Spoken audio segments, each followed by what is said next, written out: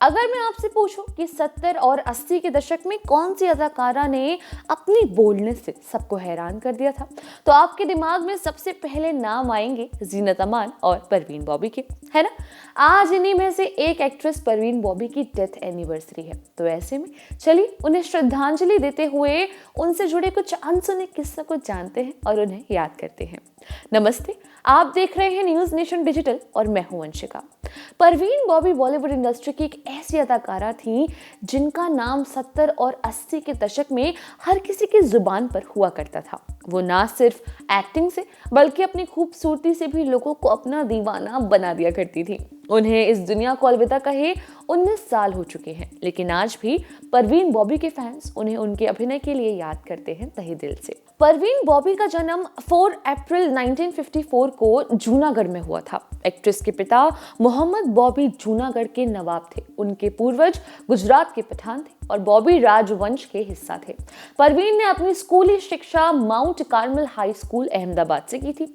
इसके बाद कॉलेज की पढ़ाई भी अहमदाबाद से पूरी की थी।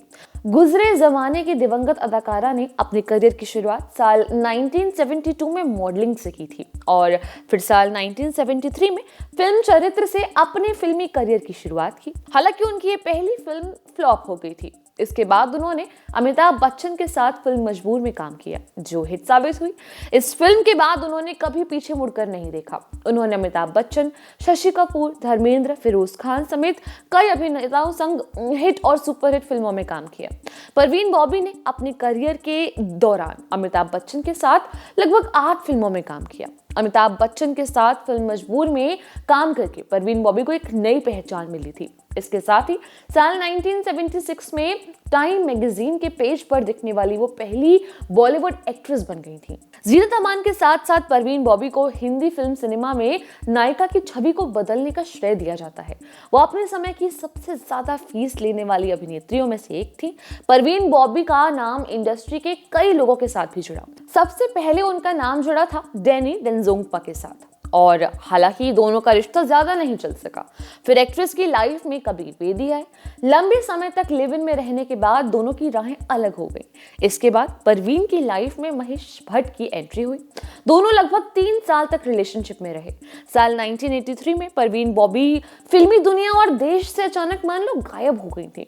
6 साल बाद 1989 में वापस मुंबई लौटी वो। उस दौरान पता चला कि एक्ट्रेस पैरानॉइड सिजोफ्रेनिया नाम की एक बीमारी से जूझ रही थी।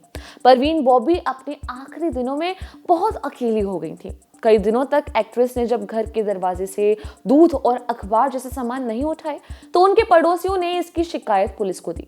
सूचना मिलने के बाद पुलिस ने दरवाजा तोड़ा तो एक्ट्रेस के घर के अंदर उनका शव मिला और ऐसे गुमनाम मौत के साथ परवीन बॉबी 20 जनवरी 2005 को इस दुनिया को अलविदा कह हमेशा हमेशा के लिए इस दुनिया से चली गई। आज के लिए बस इतना ही।